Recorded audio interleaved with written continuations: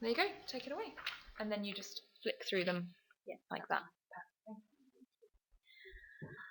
Hi, my name is Christel Pobgee. I work for Kent Libraries Registration and Archives Service, and what I'm going to do now is give you a little bit of a quick overview of a project we've been running and piloting for the last year, aimed at our home library service customers. For those of you who are unfamiliar with the service, it's a service whereby housebound customers get collections of books delivered to them by a volunteer in their home, and that volunteer ensures that the collections are refreshed on a regular basis. So why did we do this? The Touch a New World project is primarily about offering our housebound customers the same opportunities that customers who are able to visit a library can access. If you can come into a library, you will be able to use our computers for free, get the help from some of our IT volunteer buddies, take part in courses. All our libraries, our 99 libraries, are UK online centres, and we offer the Learn My Way courses. However, if you're housebound, because you cannot get to the library currently, you couldn't access any of that help to get online. For us, that presented a problem because not only were these people digitally excluded, but they were also unable to access the online services that we provide. And that includes our ebooks and audiobooks download service, the online subscriptions that we provide for reference and information, and it even impossible for them to select their own books, choosing our online catalogue. If you think about that, that's quite sad, really, because that means that these customers have to rely on a third party to actually select the books that they need. So in terms of aims, I'm not going to reiterate some of the things that were said today around the benefits of digital inclusion, issues of digital exclusion, but for us, the main aims in terms of that audience was to tackle isolation and loneliness, and help people either retain or even increase their independence. We also saw that there was some potential benefits there for those people's parents and carers, and the community at large, as being engaged online means that the community might benefit from these people's experiences. How did we go about it? Well, we did some research first, and a few years back there was a similar project run in Birmingham and Devon for home library services, where these authorities loaned laptops and computers to housebound customers. Now, it worked fairly successfully. The only issue was that actually the technology used was sometimes a barrier. If you're having a good day, then going to a computer set in the corner of the room may be okay, but if you're having a bad day and you're stuck in bed, then that means that you are basically excluded again. There was also some issues around setting up a broadband for those devices. So the decision for us was to actually go with a tablet, and the reason for that are that basically tablets are so slim, light, and portable. They've got very little impact on the home environment. They're also very quick to start, so there's less of the frustration while you're waiting for something to load. It's there at your fingertips when you need it. We basically procured the necessary equipment. In the end, we ended up with an iPad. The iPad 2 worked out to be the cheaper of the two options in the end. And also, in terms of technology, Apple devices still provide better accessibility features than most of the other devices on the market at the moment. We created a training schedule in collaborations with some of our IT buddies, and identified and trained the volunteers in the delivery of the project and the use of the device. And that was done by taking them to the local Apple store and getting Apple staff to train them on using the actual iPad. It might be interesting to note that actually the majority of the volunteers that came forward to deliver this project had never even used a tablet before. So each customer was then matched with a dedicated volunteer who took them through the training program to allow them to build up their basic skills. Um, the users received 6 to 8 1-hour session on a weekly basis with an IT buddy. Though it's worth mentioning that actually some customers could not cope with an hour long, so that was tailored to their need. If someone found that an hour was too long, maybe 30 or 45 minutes was better. We just the volunteers went with what the requirements were. And as part of the last session, then users provided with information to help them decide to make their choice as to how to proceed. So the results so far: the first training session was delivered last September 2013, and the first customer finished in November. To date, we've had 21 customers completing the training. 6 are currently working through it. We also had 6 terminating early, generally due to ill health. Unfortunately, we're talking about people who are generally older people, some of them really quite elderly.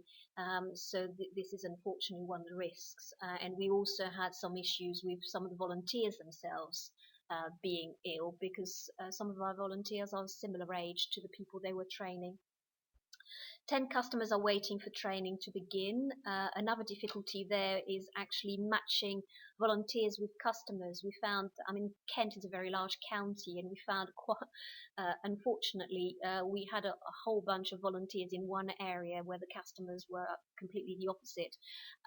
And although we're paying expenses for volunteer travel, some of them were unwilling to travel long distances. 21 volunteers are currently involved, and obviously at the end of the process, both the volunteer and the customer are provided with feedback form, and the feedback has generally been very positive. The following 2 graphs show some of the results. I won't actually provide any commentary to this. It's easy to see. If you want any more details, then get in touch and I can provide the full evaluation reports with all the data. Volunteer feedback has been really positive, and they've all embraced the project, saw the value in it, felt that it made such a difference to people's lives, and also helped us to highlight issues where we needed to improve the project.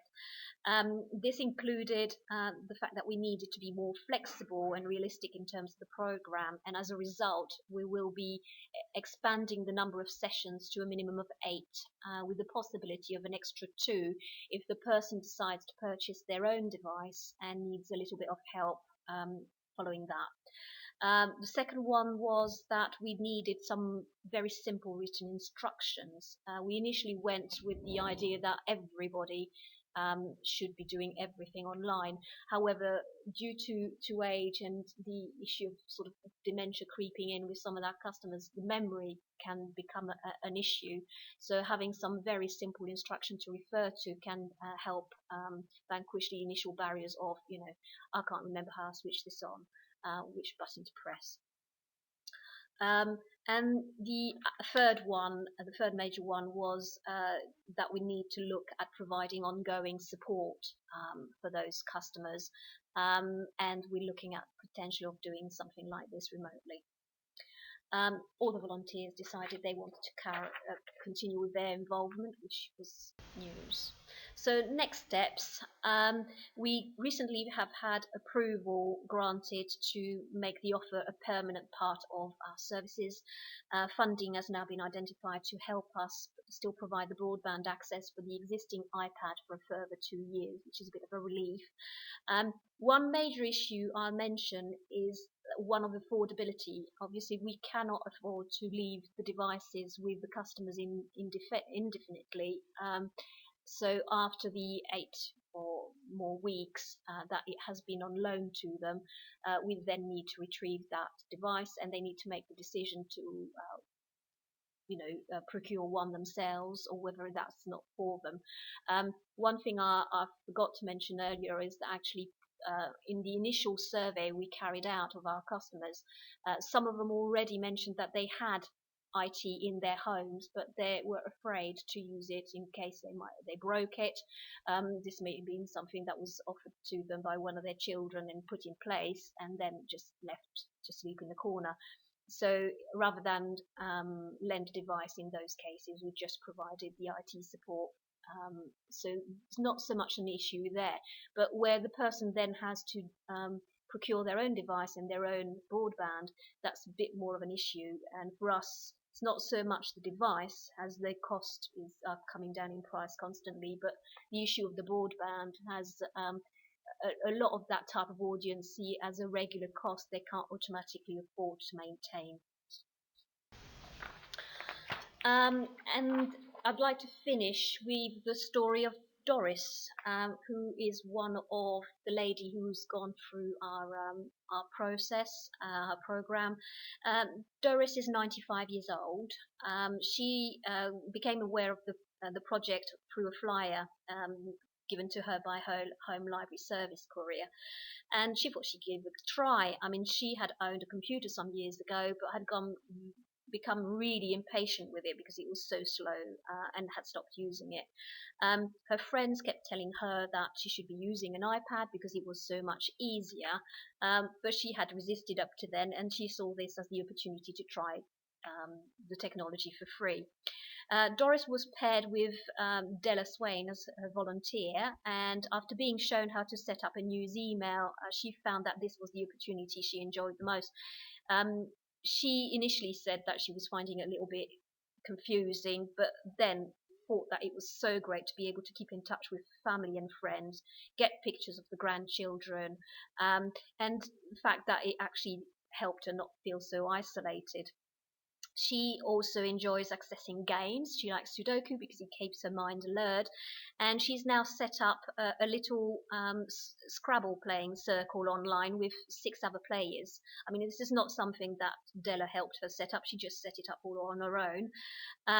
She now is paying her utility bills online, and she's starting to shop, which she was saying she thought might be a little bit dangerous. She's quite a fashion icon, our Doris. The iPad has helped Doris revive all interests too. She used to travel the world and really enjoyed her traveling. She now can't leave her home, but she said that at least now she can explore the world from her armchair.